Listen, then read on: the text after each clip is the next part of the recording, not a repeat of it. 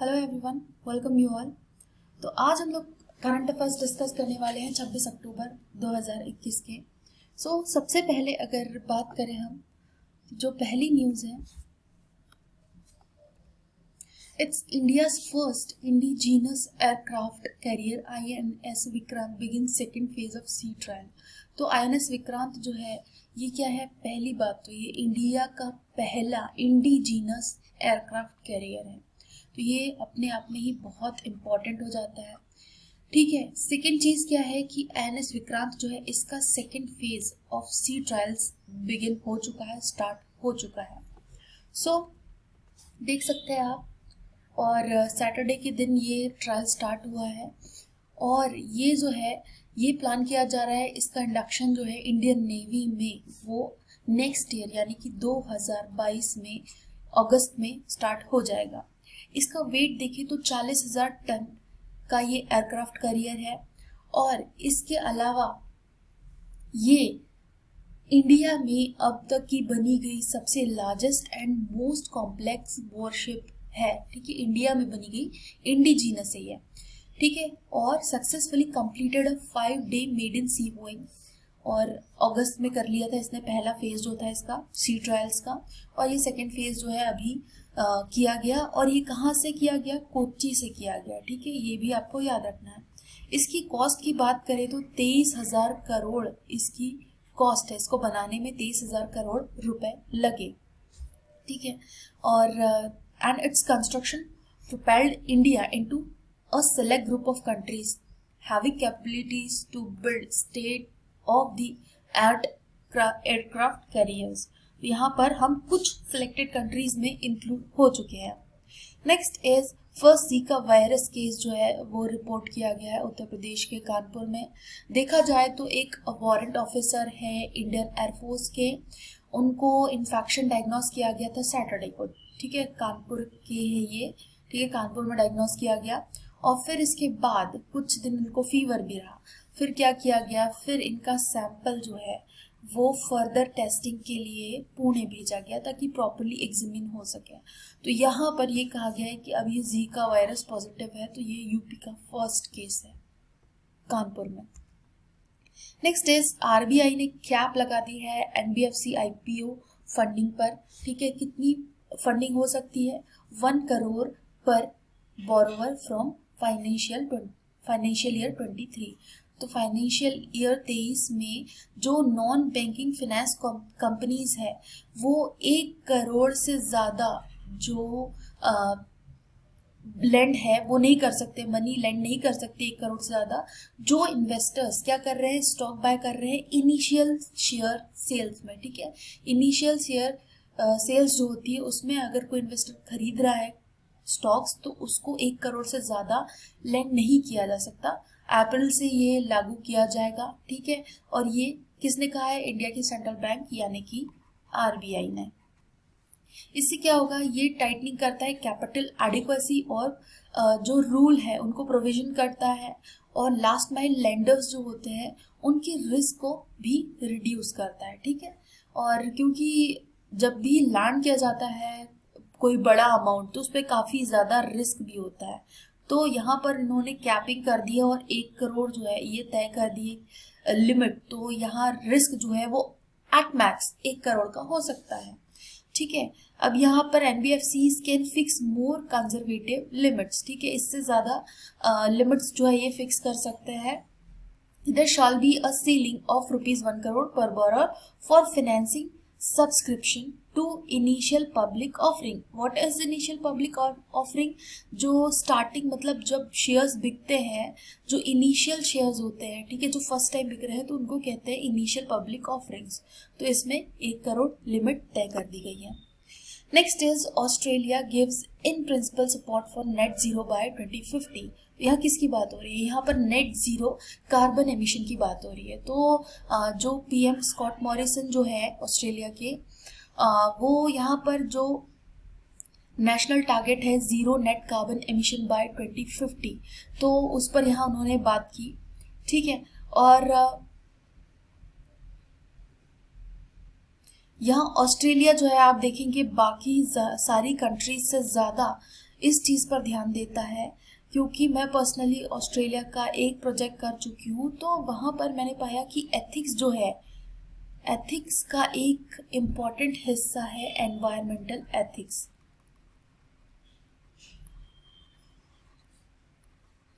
और हमारी कंट्री में जैसे एथिक्स जो है आप पढ़ते हैं एज अ सब्जेक्ट, ठीक है, एज अ सब्जेक्ट, लेकिन वहाँ पर जब भी कोई एम्प्लॉय जो होता है उसको जब ऑनबोर्ड किया जाता है तो क्या होता है, उसको ना सिर्फ एथिक्स का ध्यान रखना होता है बल्कि एनवायरमेंट एथिक्स जो है वो भी उसके लिए बहुत ज़्यादा इम्पोर्टेंट होते हैं, और सारे रूल्स और सारी चीज़ें जो है उसको पता होनी चाहिए।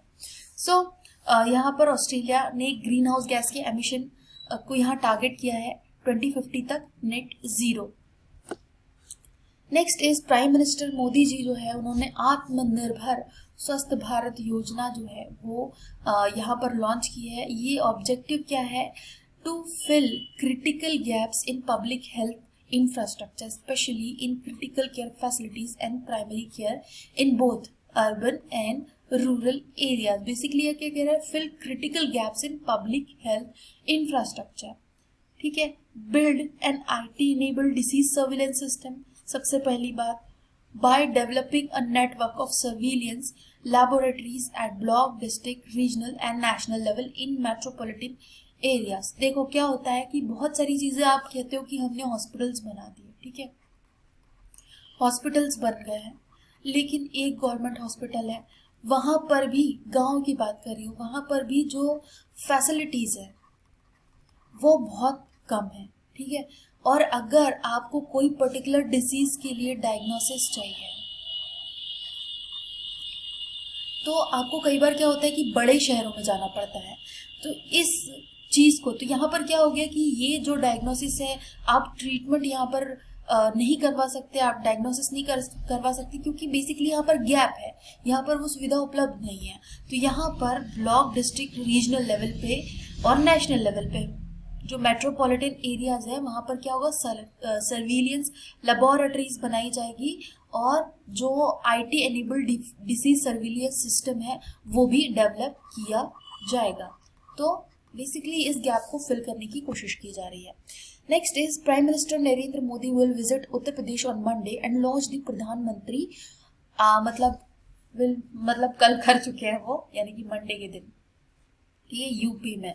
और कहाँ से किया, यूपी के वाराणसी से। आत्मनिर्भर स्वस्थ भारत योजना, हम बहुत ज्यादा आत्मनिर्भर बनते जा रहे हैं, ठीक है।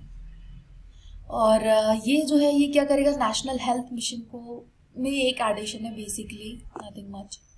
फिर क्या है, ऑब्जेक्टिव की बात करें तो हमने अभी देखा, to fill the critical gaps in public health infrastructure especially in critical care facilities and primary care in both urban and rural areas. It will provide support for 17,788 rural health and wellness center in 10 high focus states. Further 11,024 urban health and wellness center will be established in states, ठीक है। और significance क्या होगा, people will have access to full range of diagnostic, देखो diagnostic services की यहाँ पर बात की जा रही है, in public health care system through a network of laboratories across the nation. तो integrated public health labs will setup in all districts, तो हर डिस्ट्रिक्ट में ये बनाई जाएगी। और ये क्या करेगी, ठीक है, जिस चीज़ के आपको भाग कर जाना पड़ता था किसी बड़े सिटी में, लेकिन अब वो नहीं करना पड़ेगा, क्योंकि आपकी डिस्ट्रिक्ट लेवल पे ही ये जो है डायग्नोस्टिक सर्विसेज अवेलेबल रहेंगी। फिर सेबी ने डिक्लेयर किया है, एक गवर्नमेंट ओन्ड फर्म है PEC, इसको नॉट फिट एज प्रॉपर। तो सबसे पहले अगर हम देखें तो सेबी क्या करता है, सेबी जो है बेसिकली इसको कहते हैं securities and exchange board of India. तो ये क्या करता है, ये जो सिक्योरिटीज है, ठीक है, बेसिकली सिक्योरिटीज और कमोडिटीज, इसका जो क्या होता है, मार्केट होता है। इस मार्केट में सही तरीके से चीजें चले, यानी कि इसको रेगुलेट करना, बेसिकली रेगुलेट करने का काम करता है कि जो स्टॉक्स खरीदे बेचे जा रहे हैं क्या वो सही तरीके से खरीदे जा रहे हैं, क्या वो सही तरीके से बेचे जा रहे हैं। बेसिकली 1992 में बना था और 1992 में ही आया था सेबी एक्ट, ठीक है। सेबी एक्ट आया था और इसको एक स्टैट्यूटरी स्टेटस प्रोवाइड कर दिया गया। तो सेबी कब बना था? 1992 में, ये याद रखना है। लेकिन अब यहाँ पर बात आती है पीईसी की। तो पीईसी क्या है? पीईसी लिमिटेड की अगर हम लोग बात करें तो पीईसी लिमिटेड वैसे एक गवर्नमेंट ओन्ड कंपनी है, ठीक है। इसको नॉट फिट एंड प्रॉपर इन्होंने बोल दिया है। कैसे बोल दिया, क्यों बोल दिया? देखो, पीईसी जो है वैसे इंजीनियरिंग सर्विस कंपनी है एक, और इनका कहना है कि ये जो है नॉट फिट एंड प्रॉपर है, जो एक broker as a broker and carrying out illegal trades on NSEL spot exchange platform between 2010 से लेकर 2013 तक। तो यहाँ पर इन्होंने कहा है कि ये जो है ब्रोकर और कैरिंग आउट इलीगल ट्रेड, तो इन्होंने NSEL का जो स्पॉट एक्सचेंज प्लेटफॉर्म है उसमें 2010 से 13 के बीच में एक ब्रोकर की तरह एक्ट किया था और इलीगल ट्रेड जो है वो भी किया था। तो इन्होंने कहा कि अब ये जो है पीईसी अब ये नॉट फिट एंड प्रॉपर है, ठीक है, जो एक बहुत बड़ी बात है।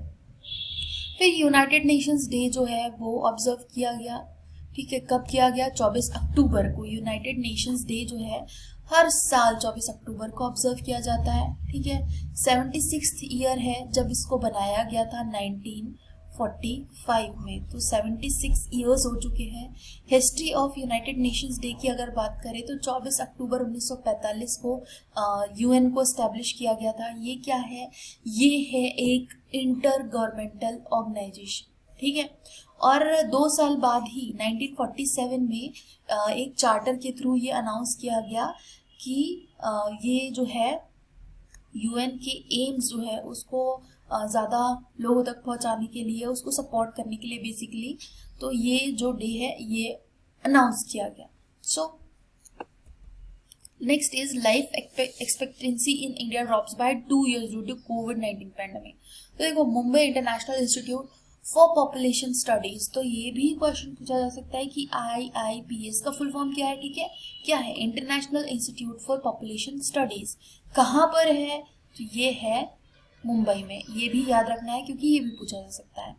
तो 2 साल में लगभग जो पैंडेमिक के 2 या 3 साल हो चुके, ठीक है। 2019 दिसंबर से आया था, बट हमारे यहाँ पर मार्च में आया 2020 में, तो लगभग यहाँ पर लगभग 2 साल हो चुके हैं, 20 और 21। तो जो मेन एंड विमेन की लाइफ एक्सपेक्टेंसी है पहले कितनी थी? 69.5 ईयर्स और 72 ईयर्स 2019 में, लेकिन अब ये 67.5 ईयर्स हो गई है फॉर मेन और विमेन के लिए हो गई 69.8 ईयर्स। तो 2020 की ये रिपोर्ट है। तो यहाँ पर 2 साल लगभग जो है वो लाइफ एक्सपेक्टेंसी कम हो गई है। Now what is life expectancy? तो क्या होता है? It's defined as the average number of years that a newborn is expected to live the mortality pattern if the mortality pattern during their birth remains constant in the future। तो अगर mortality pattern जो है वो same रहता है तो किसी बच्चे के जन्म पर क्या उम्मीद की जा सकती है कि वो कितने साल तक जिएगा, तो इसको कहा जाता है लाइफ एक्सपेक्टेंसी, ठीक है। अब यहाँ पर ये भी कहा गया कि कोविड टोल जो है वो मेन के लिए ज़्यादा था और विमेन के लिए वॉज स्लाइटली लेस, ठीक है। 35 से 69 ईयर्स तक जो मेन थे उनकी काफ़ी ज़्यादा डेथ हुई है उसमें। और 145 nation global burden disease study और साथ ही covid India application program interface API portal जो है उन्होंने ये डेटा कलेक्ट किया है। और यहाँ पर जितनी भी हमने प्रोग्रेस की थी डिकेड में, मतलब 2010 से लेकर 2020 तक, तो ये पूरी वाइप आउट हो चुकी है ड्यू टू कोविड-19। सो इंडिया की फर्स्ट टेस्ट ट्यूब बनी बफेलो काफ बॉर्न हुआ है, ठीक है। बनी बफेलो जो है ये एक ब्रीड है, गुजरात के कच्छ रीजन में मिलती है, ठीक है। और इसका पहला IVF काफ जो है वो बॉर्न हुआ है और ये एक मेल है। बेसिकली ये जो है IVF काफ जो पैदा हुआ है अभी वो मेल है।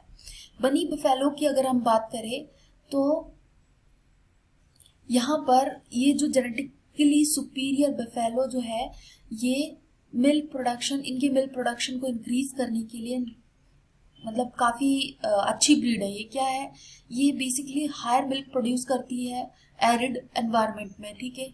एरिड एनवायरनमेंट में हायर मिल्क प्रोड्यूस करने के लिए जानी जाती है बनी बफेलो।